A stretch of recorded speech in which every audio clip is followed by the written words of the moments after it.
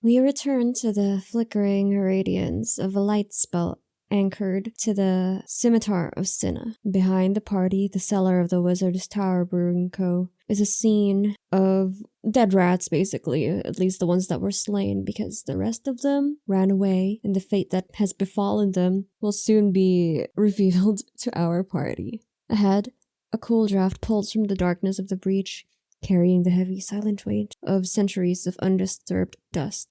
Cinna leads the way, her scimitar and short sword drawn and ready in case something jumps out at them, and Caelum follows, just keeping an eye on the shadows. Celestine is the last to go through the hole in the wall, and as the light from Cinna's scimitar illuminates the first true secrets of this ancient construction, Celestine's eyes sort of light up a little bit. They see the wizards, or whoever put this here, poem or riddle engraved on the wall. I said it in the previous episode at the last part, but I'll say it again. Dawn breaks with stirring air as sun shines down a new day fair. Midday blaze bakes earth and grass, the farmer waits for heat to pass. Evening cool brings water, wine, drink and laughter, passing time. Night sees shining, roaring fire, as wood and coals burn on the pyre. As they read the final words of this riddle, their eyes drift from the wall to the mosaic floor just up ahead, around the corner. 4 distinct panels stretch across the corridor. The mosaic depicts a rural scene in 4 5-foot panels, each showing the same hillside at a different time of day. Dawn, midday, evening, night. Sun, sky, hill, river, fire. And then the detail that stops them cold. Halves of the giant rats that they were just fighting and who just fled, cleanly bisected, lying various parts of this mosaic floor. Something cut it. Okay, I have my triple O up. Let's see what they will do. That is a 2. So they recognize that the floor tiles correspond to the poem, and the poem is quite obvious about it. Of course, air, sky, and the earth is hill, water is river, and then the fire. They plan to move on these, like a step on these respective sections on the mosaic floor. But Cinna, because we rolled a 2 and this is what corresponded to the 2, Cinna doesn't trust the pretty words or the floor. She sees the rats that were sliced, and she suggests that they don't commit their weight yet. She wants to use something, a heavy object, a barrel or something, to test the first panel from a distance to see if the blade triggers before anyone steps out. Hold it, Cinna grunts, her voice echoing off the stone corridor. She reaches back to the ruined wall, grabbing a heavy loose chunk of masonry, and she tosses it towards the first row of tiles, specifically toward the sky-air mosaic that matches the first line of the riddle, but she purposefully tosses it to the earth part, which is not the answer. The stone thuds onto the tile. For a heartbeat, nothing happens. Then, shing! A flash of steel, faster than the eye can follow, whistles through the air just inches above the tile before retracting instantly into a hidden slit in the wall. The stone is knocked aside, a fresh gouge carved into its surface. Sorry if this feels like metagamey. It would be fun if you were with a group, but honestly, this is such an easy riddle, so I'm just gonna give it to them with no rolls necessary. So they move with precision of a unit crossing a minefield. Cinna still leading the way with her lit up scimitar. And same formation, Celestine trails behind them both. She recites the first stanza again, her voice echoing forwards to Cinna. Dawn breaks with stirring air as sun shines down on new day fair. So step on the air, Cinna. Air. The sky. And Cinna does so, and nothing happens. Then they reach the second panel, and one of the rats that are sliced lie here on the river section. Celestine points towards the hillside. Midday blaze bakes earth and grass, the farmer waits for heat to pass. It's the earth. Step onto the hillside and avoid the water. Okay, then Cinna does so. Nothing happens, and the air seems to grow cooler as they reach the third panel. Celestine once more reads the next stanza. Evening cool brings water, wine, drink, and laughter, passing time. Now, step on the water. It's the safe one for this one. And as Cinna steps on the water, Caelum starts following her, but they're not too close, just in case. But it is a tight corridor, so anyway, the last one. Celestine finishes the verse. Night sees shining, roaring fire, as wood and coals burn on the pyre. And what do you know, there is a bonfire on the last panel. Step into the flames, it's just the obvious thing to do. And Cinna takes the final leap onto the fire mosaic part. And as they take that final step onto the fire tiles, they hear the distant click of a heavy iron counterweight settling deep within the masonry. So everyone goes through safely. They now stand at the end of the passage where the path splits. One doorway leads to the left and another opens straight ahead into a room where they can hear the faint rhythmic dripping of water. And I'm just gonna roll a d6 to see where they would go. That is a 4. That means they go straight ahead. Oh, okay, interesting. So Cinna still is leading the way. She pushes against the heavy wooden door straight ahead. It resists for a moment, swollen by the damp of centuries, maybe, before yielding with a low grounding groan of ancient hinges. The air carries the metallic earthy scent of damp stone and standing water. In the center of the room stands a large stone well, topped with a rotten wooden handle and the frayed gray remnants of a rope that disappears into the black maw of the shaft. To the left of the entrance is a wooden table, which is crusted in grime, laden with old tableware that glints with the dull, unmistakable luster of tarnished silver. But the center of the room is where the silence breaks. The rhythmic dripping from the stone well is drowned out by a dry, frantic skittering. As the light hits the well's rim, 3 segmented, multi-legged horrors, each over a foot long and twitching with predatory intent, scuttles up from the dark shaft.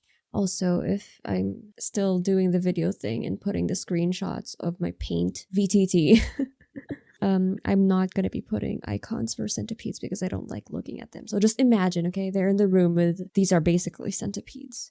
So Caelum, his hand snaps to his long sword, his eyes already tracking the targets. And then Cinna, her blades are already out. 3 giant centipedes have emerged and are moving to strike, driven by an instinct to paralyze their prey and drag them back into the deep. Cinna says, "All right, let's make it quick. There's just the 3 of them." And she moves to attack the first one. She steps a little bit closer to the well so that Celestine and Caelum have more space because they're all kind of they have just stayed to the entrance close to the door. And she moves to attack the centipede that is nearest her. So she makes a roll.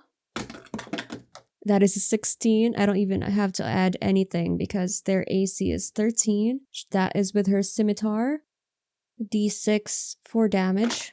Plus 3. 4 plus 3, 7. She downs this first centipede. Moves to the second one right next to it and whips out her short sword from her offhand. Moves to hit it. That is a 19 plus 6 to hit. Definitely hits. Oh, sorry, plus 5. And that is just a 1d6, no 3.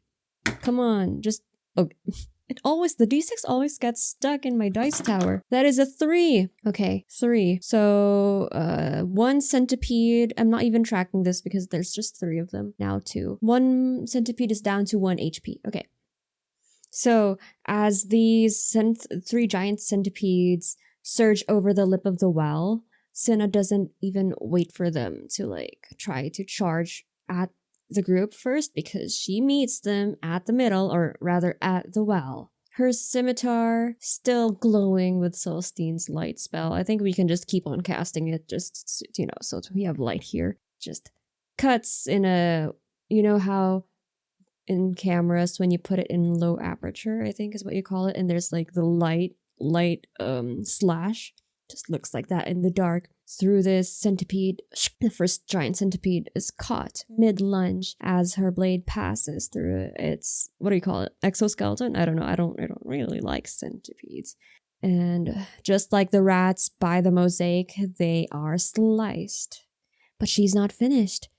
Using the momentum of her first swing, She twists her torso, bringing her offhand a short sword from bottom up to the second centipede as it twitches its mandibles in anticipation of getting a paralyzing bite in, but it's just caught just underneath its head.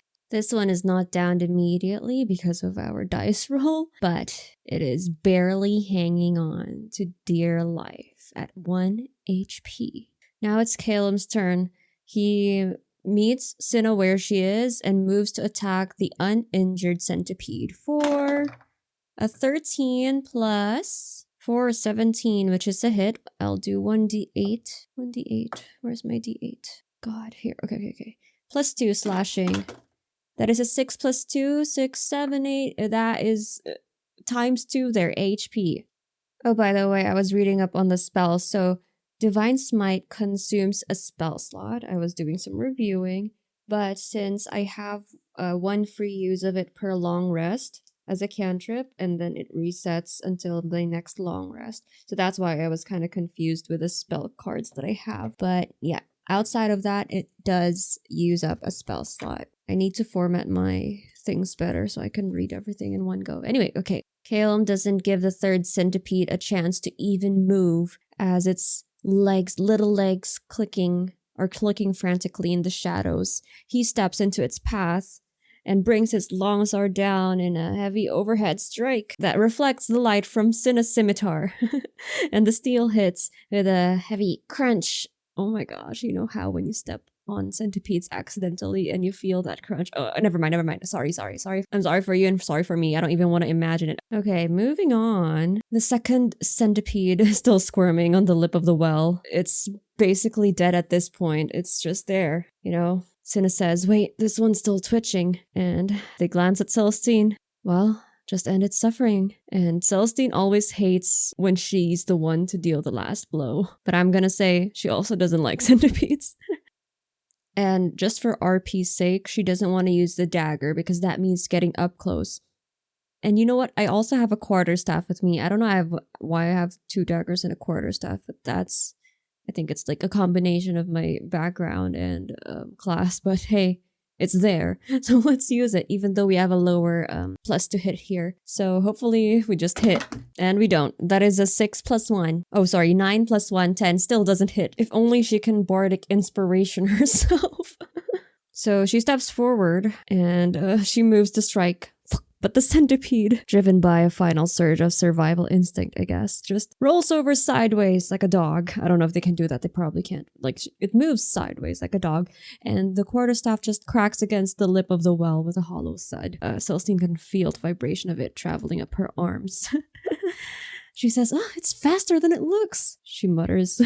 And Cinna says, she snorts, it's a bug, Celestine, just hit the thing. And Caelum still not letting his guard down. Okay, it's still a threat as long as it's on the side of the ledge. Do not get bitten, please, he says. Because now it's the centipede's turn, the last one. And I think because it moved sideways to try to dodge Celestine's hit, it is now closer to Cinna. And it will try to hit her for an 8. What is Cinna's AC? I think it's definitely higher than that. Her AC is 14. The centipede adds a plus 4, 12. Oh, doesn't hit. Well,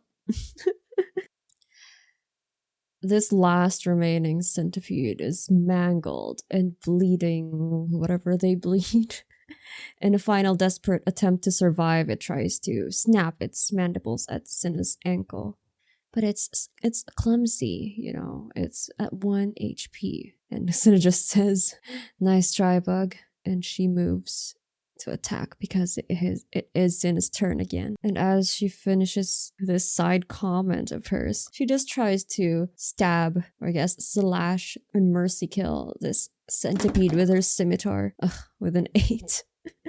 8 plus 5 is 13. It doesn't hit. Shy of 1. I don't know if I'm gonna use Bardic. Can I see the offhand first? Oh yeah, that is much better. Okay, let's not use the Bardic then.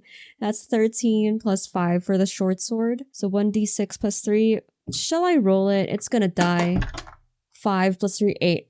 for its one remaining HP. So Cinna wastes no time after this poor little thing tries to bite her feet, her ankles. She drives her short sword just straight through its head, I guess. You know, it's exoskeleton. Is that what I said earlier? The exoskeleton? The carapace? And the strike is absolute overkill, dealing 8 damage to a creature that was barely clinging to life. Its legs give one final twitch before the body goes limp. That's the last of them, she says, stepping back and flicking the blood off her blade. Caelum finally releases a little bit of tension and says, "Area is secure. Alright, let's take a quick look around and see what else is inside the other room." Before Caelum even finishes saying this, Cinna starts looking around the room to see if she can pick anything up, and Celestine, as always, helps her. They see the tarnished silver on the table, and I think that's about it for this room. But Celestine will make a perception check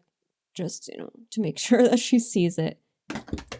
That is a 17. She has a +3 to perception. 20, yep, she definitely sees it. She calls out to the others, "Cinna, Caelum, look at this. These plates, they're heavy. I think it's actual silver beneath all this dust and grime, and there's a whole set here. If we can haul these back to the city and get them cleaned up, I bet they're worth a lot. That'll go a long way toward fixing up the manor, right?" And Cinna walks quickly towards her, sheathing her short sword, but keeping the glowing scimitar out. "Finally, something worthwhile. Beats getting bitten for nothing. Alright, help me grab them." And Caelum stands by the threshold because he's just about ready to go out now. "Okay, let's secure those and just check out this other room, make sure it's clear before we go back up to Master Glowkindle." And as Cinna and Celestine finish wrapping the silver plates in their packs, they move towards the door, heading out to the hallway, the same hallway that they came from. And Caelum nods at them, saying, "Let's clear the tower first, then we celebrate. Let's see what's behind that door." This time, Caelum takes the lead to the other door that remains shut. This would, unlike the door to the well room, this one is blackened and dry. The iron handle is warm to the touch. Caelum pushes the door open. It cracks like brittle charcoal. It smells of smoke, some kind of chemical or acid, and burned meat. As the group enters, they notice that this is somewhat like a study. To the left is a desk that sits surrounded by the shattered remains of alchemical glassware. And in the center of the room, there are 2 bookcases standing back to back. Their wooden frames are also scorched, and their contents, presumably what used to be books, are reduced to heaps of gray ash.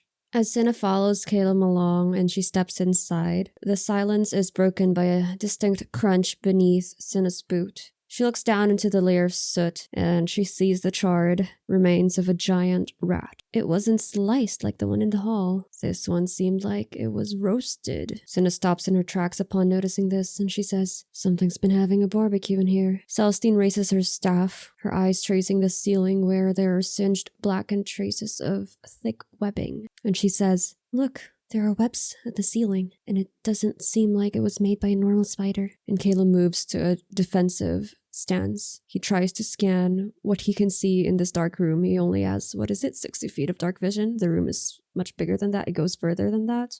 And he says whatever did this is still close. And they will make a perception check. Let's go. First one. Oh wait, that's a D12. Wow, wrong die again. A 15. A 12.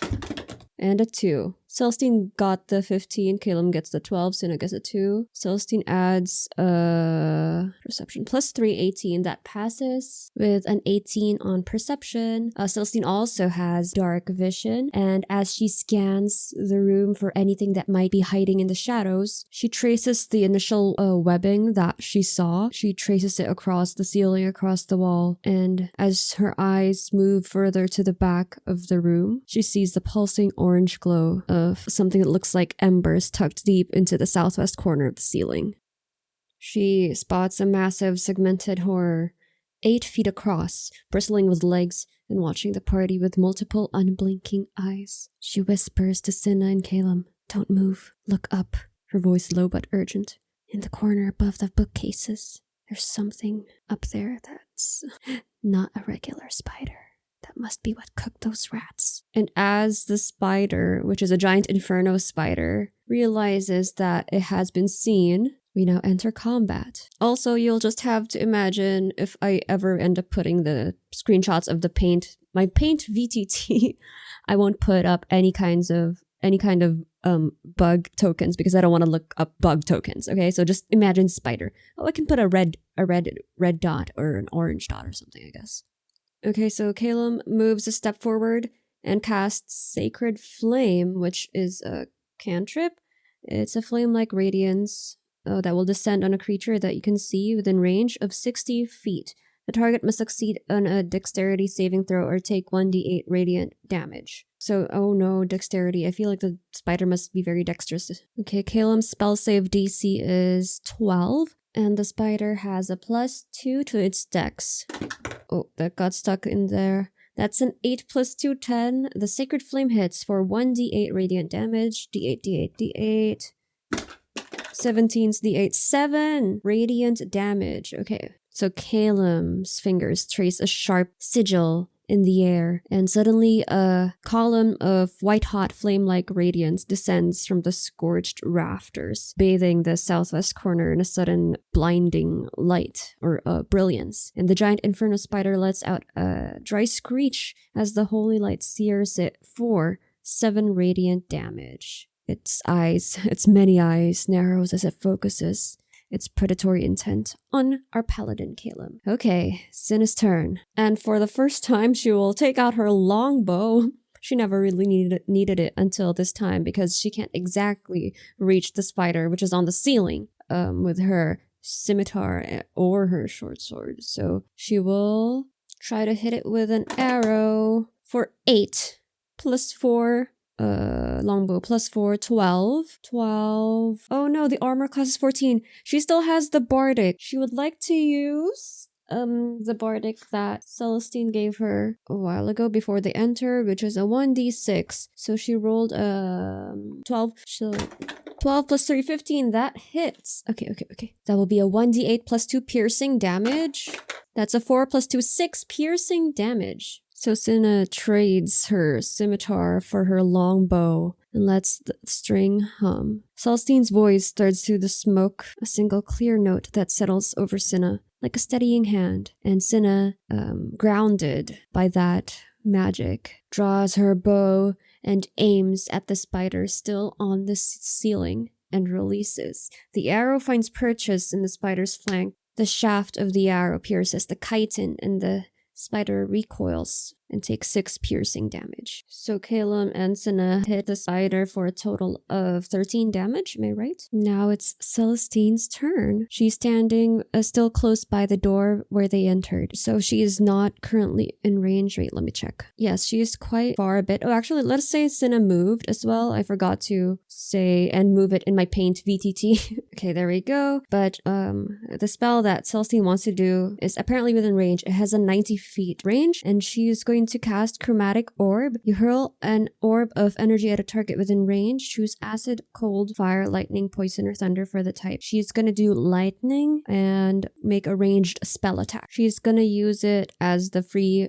one, as a cantrip from the magic initiate feat, which she can only use it once like that for every long rest. Otherwise, she's going to need a spell slot. So this is the free one. So she adds a +6 to her spell attack. That is a 13 + 6 is 19. That definitely hits. And they only have one of each die, so we'll roll it 3 times. And it says, if you roll the same number on 2 or more of the dice, the d8s, the orb leaps to a different target, but it doesn't, we don't have another target. And we're not using, oh, that's only for level 2. Okay, so 3d8. This is my favorite spell in Baldur's Gate 3. This and Shatter. 5, 4, 9, 3, 12. So Celestine hurls the crackling orb. It's a blue-white bolt slamming into the spider with a surge of static power, dealing 12 lightning damage. It arcs across its legs, causing the internal embers to sputter with the reaction. It is now bloodied. It is down to 7 hit points. Now it's the spider's turn. It reels, leaking orange fluid onto the ash-covered bookcases. It's not going down without a fight. So driven by this predatory instinct and pain, it lets out a wet, clicking hiss, and with a violent spasm of its abdomen, it fires a glob of thick, flaming web directly at Cinna. Let's see. It's a +5 to hit, range 30, 60. Oh, that is a 16 plus 5, 21. Definitely hits Cinna. Cinna has an AC of 14. On hit, the target is restrained by flaming webbing. While restrained in this way, the target takes 3 fire damage at the start of their turn. As an action, the restrained target can make a DC 12 strength check, bursting the webbing on a success. The webbing can also be attacked and destroyed. So does she take damage right now or at the start of the turn? Okay, so I guess that's that. Okay, no damage yet. So it will roll to see if it recharges the burning web ability. That's 6. Yep, it is back up for the next turn, but it is Caelum's turn. And as Cinna gets restrained, she just grits her teeth and says, "Stupid bugs and their stupid tricks." Right, Caelum will try to now that, oh no, the spider is still up there. Caelum doesn't really have any. Does he have a bow? Why use a bow? No, he doesn't. He has, he's just gonna do the sacred flame again, his cantrip. So the target must succeed on a dexterity saving throw. Okay. Oh no, my die fell. It's cocked on the carpet. Okay. Let's roll it again. That is a 14. What does it add to? Let's do 16. Caelum is 12. Spell save DC. Can we do Bardic on that? I don't think so. Oh well. Well, the Sacred Flame misses, and Celestine is here to switch things up. She moves so that she is in range with the spider for 30 feet, moves at the edge of this bookcase, and she casts Hideous Laughter. So one creature should make a wisdom saving throw. If they fail, they are prone and incapacitated, and they also laugh uncontrollably. So I don't know how this spider will laugh. Can't end prone on itself, and at the end of its turn, and each time it takes damage, it does a wisdom saving throw. Okay, so there's no damage? Fuck that. No. Let's end this now. She's gonna spend a spell slot to cast Chromatic Orb again. I wanted to do something different, but we're sick of this spider. That is an 8 plus her spell attack is +6, right? +6 spell attack, so that's a 14, which just hits. Oh, thank God. Now let's just not roll 3 ones on this d8, okay? First d8, that is a 5. Ooh, that is a 5.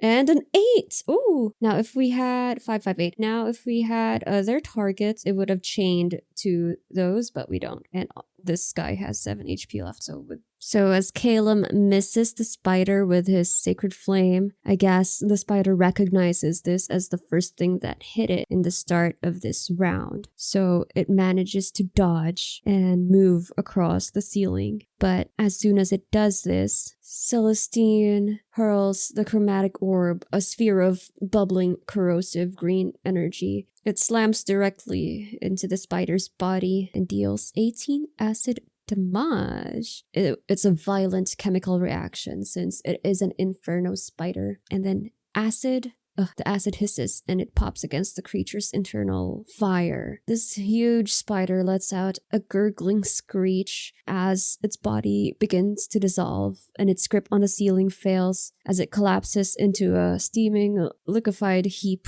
on the floor. And the two of the unrestrained party members help Cinna out to get the flaming web off of her. The giant inferno spider is now dead. There's no more threat, at least in the immediate vicinity of the room. Cinna takes 3 fire damage before she gets freed by Caelum and Celestine. She coughs and is struggling before they let her out.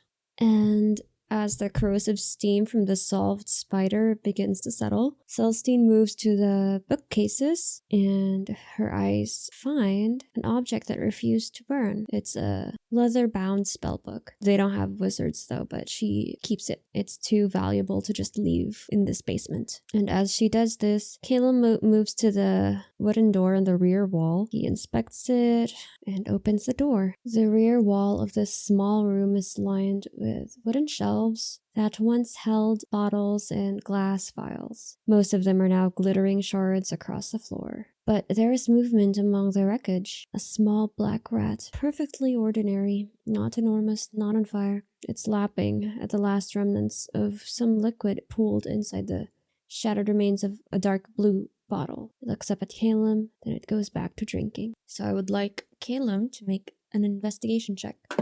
That is a 15 plus investigation, I think is 2. Yep, plus 2. 17. So he pauses at the storeroom threshold, and from what he can see with his dark vision, the broken bottle that the rat is drinking the spillage from has ripped off label that ends with "Shun of Enlargement," and he can see the blue stain of this potion sort of around the rat's whiskers and mouth. So he knew that this rat is about to blow up. How long? I don't think he knows. But we know it's a minute. So using the O character emulator, let's see what he decides to do. On a 4 to 6, we're gonna roll a d6. On a 4 to 6, he will cast Sacred Flame on this rat. It's just a regular rat, so not the giant rat stats. Not yet, though. On a 2 to 3, he will cast Command Flee, and on a 1, he will hold his position and call for Cinna and or Celestine. But I think whatever he decides to do after this roll, he will be calling out to them while he does this.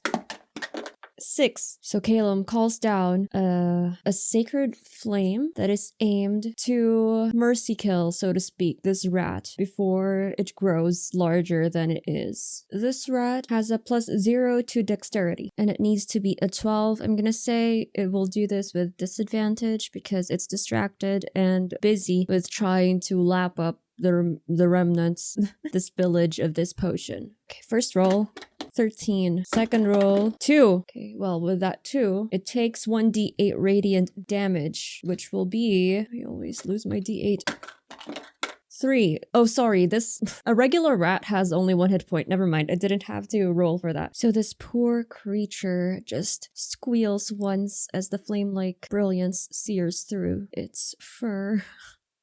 And the light does its work cleanly and quickly. The rat collapses, still and silent, and it doesn't, and it will not grow larger because of the effects of the potion anymore. I would say the noise surprises Cinna as she is scanning through the spell book that she just saw, and Cinna is still recovering from being damaged by the burning web that the flaming spider attacked her with, and they just hear the squeal of the rat, and Caelum's all clear in the back room, and he says, "Cinna, come take a look, but be careful where you step, there's glass everywhere." And I think Caelum, as he is the first one in there, sees some bottles, what looks like potions, so he's just gonna go grab them. It's a bunch of potions. He doesn't know what they are exactly, but they're not gonna leave it here if it looks useful. And as he hears Cinna enter the room, he just says, "I've got 4 vials here.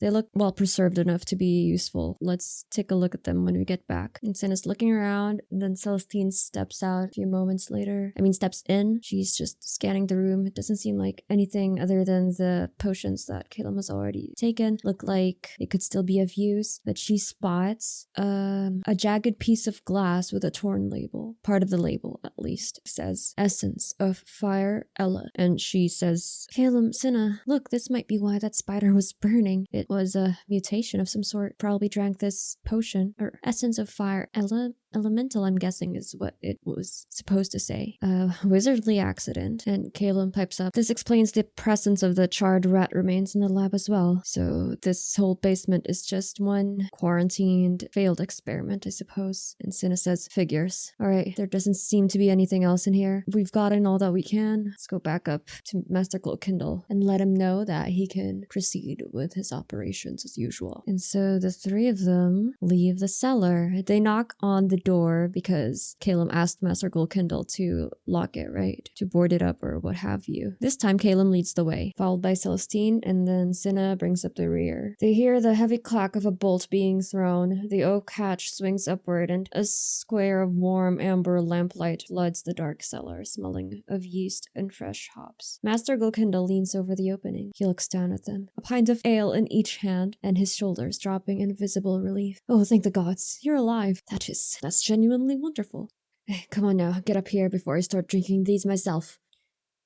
He offers a hand to help them out of the hatch, and his eyes widen as he takes in their singed gear. Cinna says, "Your basement has a hell of a lot more than rats in it." And Caelum, as he steps into the brewery, "The infestation is handled, but we found some complications. We should talk. Don't worry, there's nothing in there anymore." And Glowkindle ushers them towards the small bar in the corner. He's now curious more than anxious, since they did reassure him that everything's handled. He says, "Tell me everything. Did you find where they were coming from? Is it safe now?" And they just sort of, tell him the story. And they bring him up to speed. He wants every detail. So they tell him what they got there, the spellbook, the potions, the centipedes from the well. And he finds this tremendously exciting in a way that suggests he may be back down there the moment the party leaves. Oh yeah, and they do warn him about that trap as well. Maybe tell him the solution in case it gets activated. But I mean, I'm sure he'll decide to remove it, right? But yeah, as soon as they finish recounting their experience, he pays immediately, 25 gold each, plus the 10 as a bonus for completing it tonight. He produces it from a lockbox under the bar, and he also tells them that they can keep whatever they found in there. He says, "Keep it, all of it.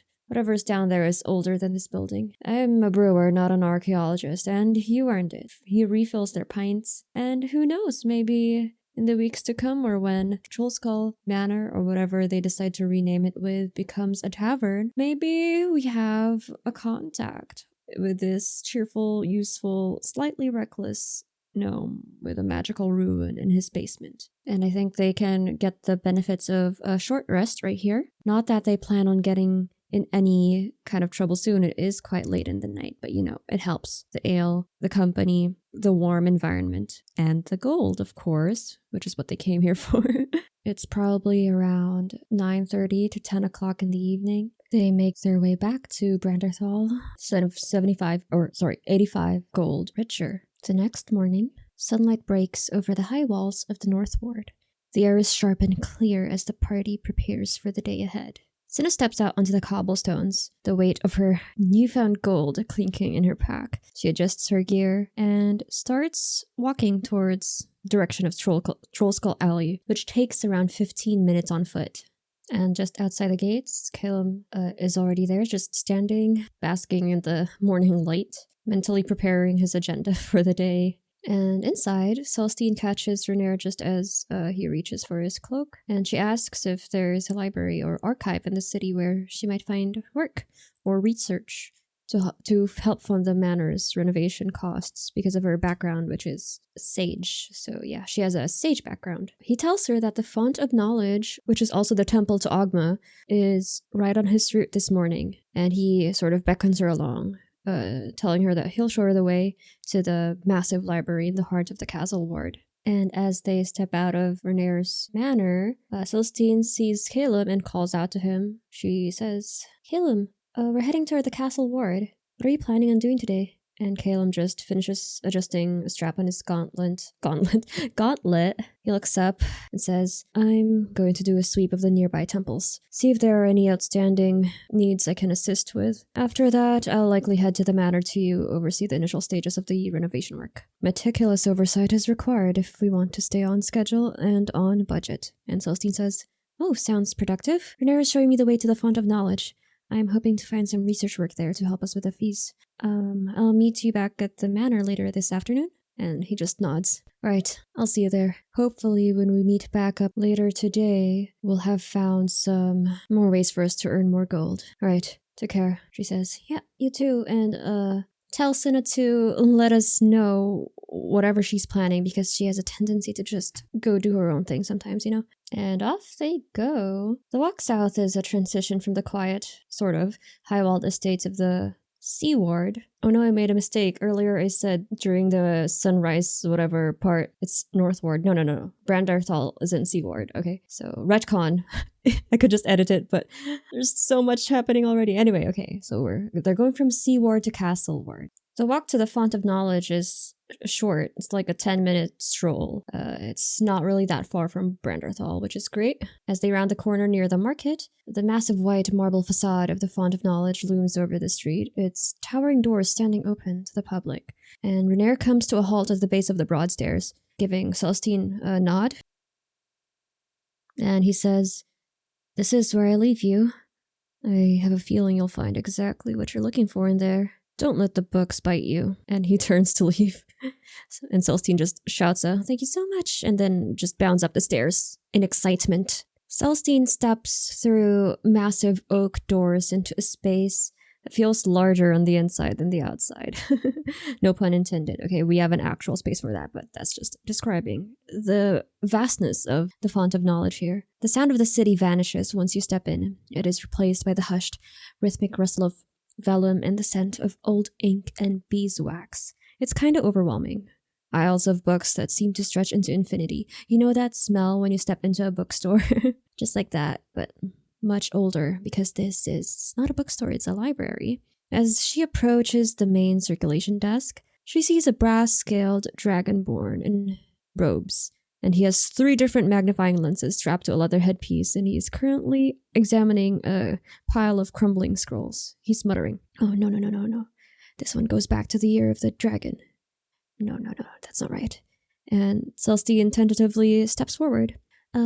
Excuse me. I was told this was a place to come if one wanted to contribute. I have a background in archival work, and I found myself with a free afternoon, or much more like a free week minimum. So..."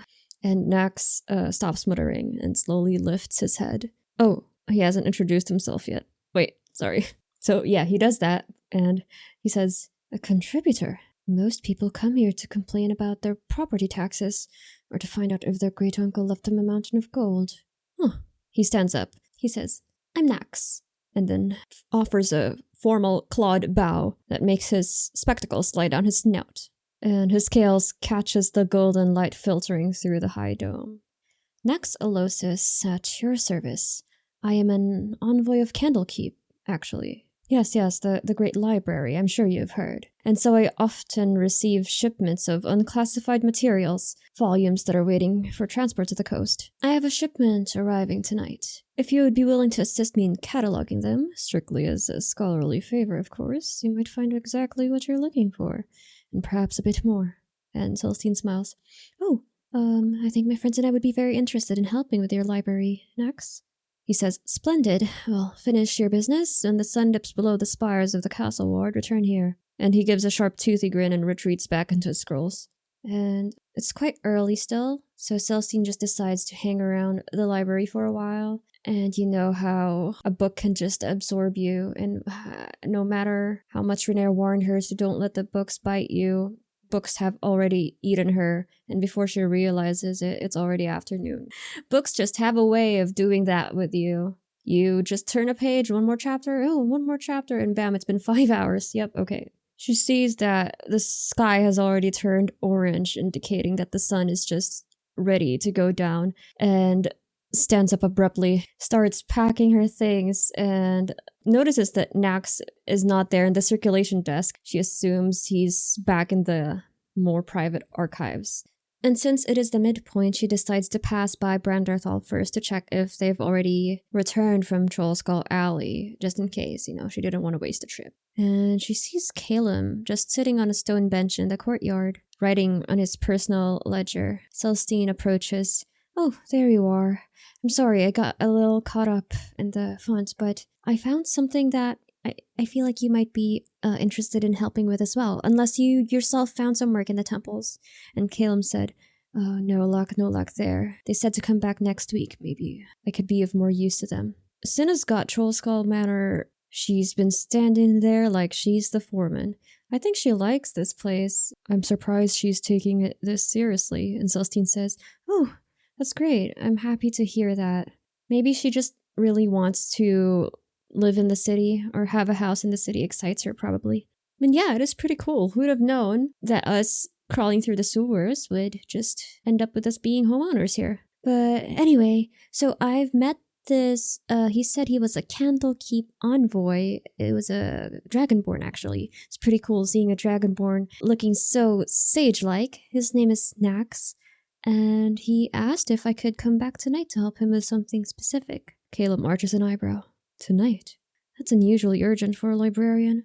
Celestine says, "Well, I think he needs someone with a specific kind of eye. Maybe it's more serious than he lets on, I'm not sure. But I told him I'll come back with help. So, would you be interested in a little late-night research?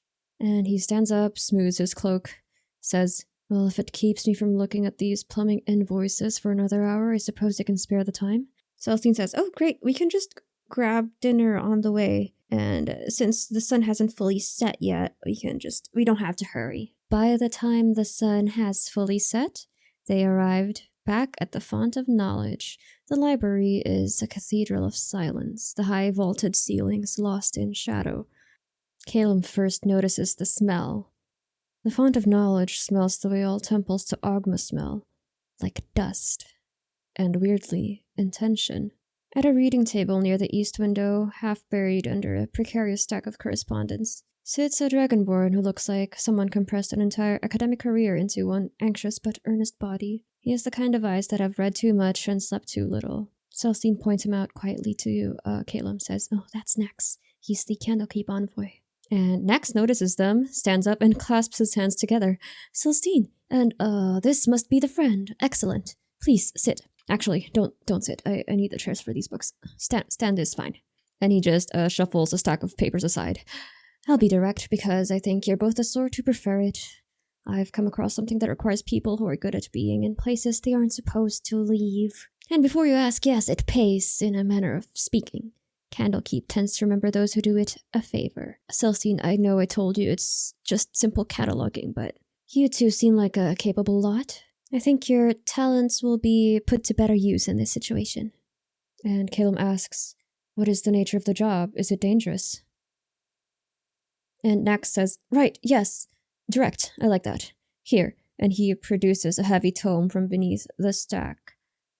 Ornately tooled leather, gold filigree, and on the cover, the imposing bust of a legendary mage. The title reads, The Joy of Extra-Dimensional Spaces. This book belonged to a mage named Fistandia. She donated her entire library to Candlekeep before she disappeared. This particular volume is special.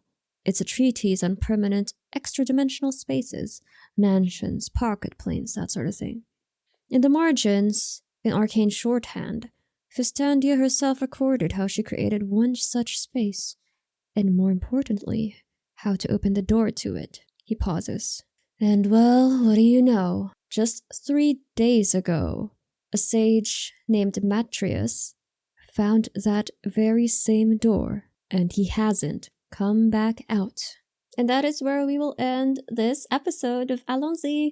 We finished up Most Potent Brew and did the intro for our next quest or adventure that we will do, which is, I already said the name kinda, A Joy of Extra-Dimensional Spaces from Candlekeep Mysteries. I'll see you next time. I think this is going to be a little bit of my structure for now. So as much as possible per episode is going to be one adventure, or at least a part of an adventure. And we'll extend to an intro of the next. We'll do Dragon Heist, don't worry. We'll finish it by episode 10. Around episode 10, okay? Alright, I'll see you tomorrow. Bye-bye!